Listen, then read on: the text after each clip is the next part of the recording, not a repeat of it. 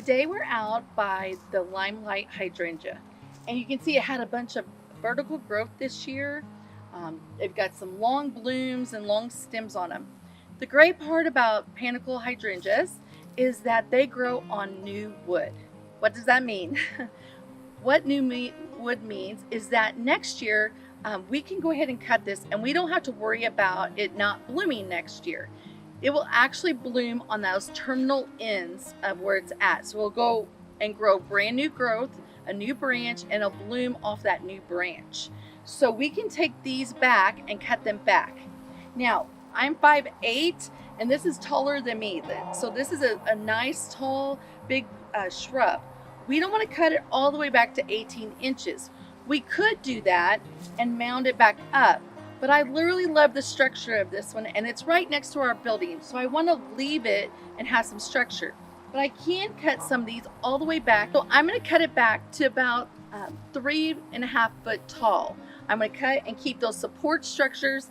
Anything that might have little limbs, I'm going to go ahead and remove. Anything that's crossing over that might be a weak point or rub against each other that might cause a disease issue, I'm going to cut those branches back right now. Allow for that new growth to go ahead and grow this next spring. So I'm going to make some cuts. I'm going to use these globbers. I don't want to use clippers or pruners that are too small. These are only going to cut about a 1/2 inch to 1 inch diameter. If they're larger than that, I really need to use these globbers and make sure they're clean and they've been cleaned off, and use them to make these fresh cuts. Otherwise, you rip apart the branch and smash it, opposed to having a clean cut, and I want a clean cut.